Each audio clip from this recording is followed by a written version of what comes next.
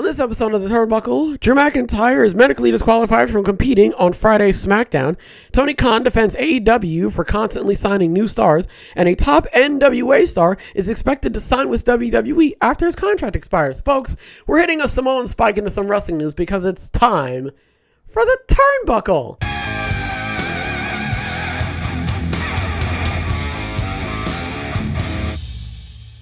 Drew McIntyre won't be competing in a scheduled match on this week's episode of SmackDown. In a tweet on Monday, McIntyre informed fans that he's medically disqualified from wrestling on this Friday's SmackDown. McIntyre promised that he'll be back in the ring soon. Unfortunately, I am medically disqualified to compete this Friday on SmackDown, McIntyre wrote. I don't like to miss any shows, as everybody knows, but I promise I'll be back soon. McIntyre didn't reveal further details about why he isn't medically able to compete. McIntyre and Sheamus were scheduled to challenge for the undisputed WWE Tag Team titles on SmackDown this Friday. These two currently hold the titles and are defending them against Matt Riddle and Elias on yesterday's Raw. So you hate to hear it.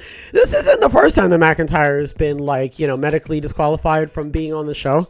I know that he was supposed to be on a SmackDown like a couple weeks ago, and then I think he was supposed to be on like a house show or something, and he got like a stomach bug or something. So he's really getting smacked up by the flu these past couple weeks, and you hate to hear it. I don't know, it sounds like he's just a little bit under the weather right now.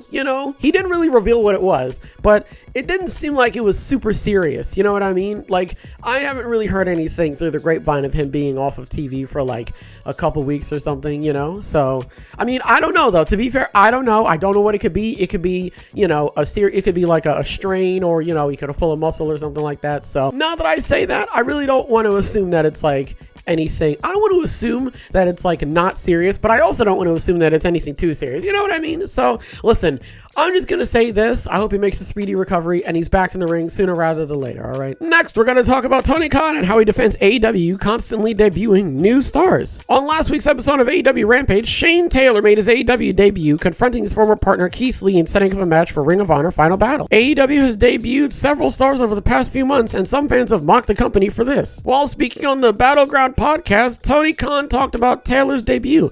Khan made it clear that he is surprised fans are complaining about new talent debuting in AEW. There are fans who have never seen Shane Taylor before, and that's okay. You get introduced to new faces all the time. When I was a young wrestling fan, that was one of the things I liked about WCW Nitro. I think it would be very ironic now that the same promoter, Eric Bischoff, would tell you, you don't want to see these faces or introduce new people on TV because they were the ones who did that. A lot of times, these new faces or read in a magazine I'd never seen before, and they would just walk out and wrestle on Nitro like it was perfectly natural, and I thought it was the coolest thing. I guess that's not acceptable anymore, even though it's much easier to access information on the internet than it was in 1996, he said. You saw wrestlers coming in from all promotions in the 90s on Nitro. Wrestlers coming to TBS or TNT is nothing new. People complaining about it ad nauseum on the internet is certainly new. At the end of the day, you want to listen to what the fans are saying. Overall, there has been a positive reception to a lot of international wrestlers coming to AEW. Tony Khan is getting upset at everybody yelling at him about how he is debuting new stars,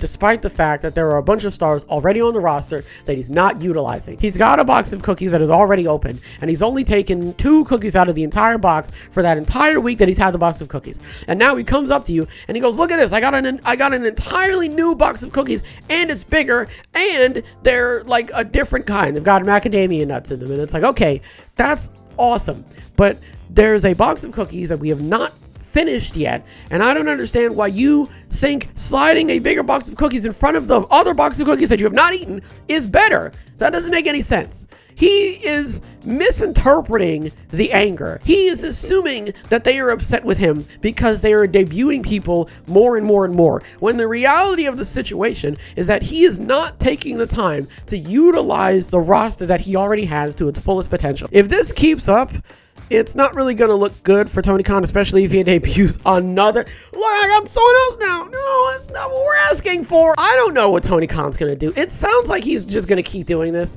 It sounds like he also doesn't know what everybody is like upset over. So expect this to just keep happening. Expect him to just sort of like continually doing this for the foreseeable future, and maybe we'll never see Miro again. Maybe that is just the last time that we will see him. Maybe God finally got him all those promos that he was making to God himself. Maybe God was like, you know what, that's it, come here, you know, maybe that was the end of it. Finally, we're going to be talking about a top NWA star and how he's expected to sign with WWE after his contract expires. Colby Corino first signed with NWA in 2021. During his short stint with the company, his biggest achievement was winning the Championship Series tournament in 2021. Now it looks like he might soon become a free agent. Colby Corino's NWA contract is set to expire by the end of this month, making him a free agent in January 2023.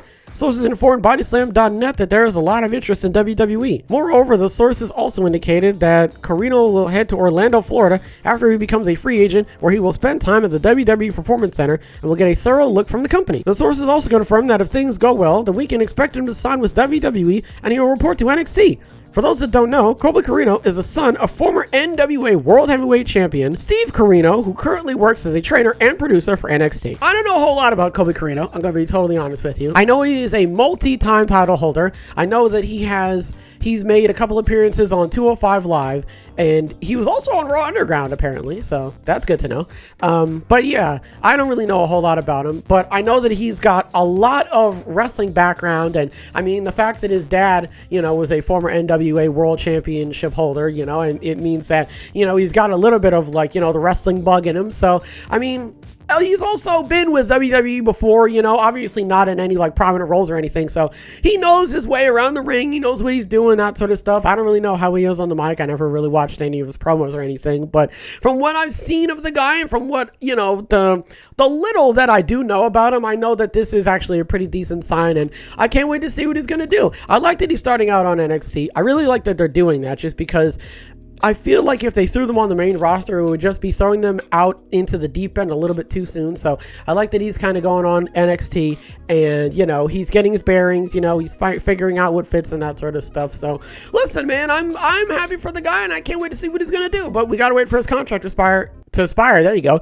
and, you know, only time will tell after that. What do we talk about? Drew McIntyre is not medically qualified. I like that. Medically qualified. So it's not like he is like super injured or anything. It just says medically disqualified. So that basically just means that he came in and he was like, don't worry, bro, it's fine. And they took his temperature and they're like, nope, it's too high, get out of here. And that's pretty much what it sounds like. So Tony Khan defends AEW constantly debuting new stars. Now listen, I respect Tony Khan, right, for defending his, I guess, right to sign as many stars as he wants to.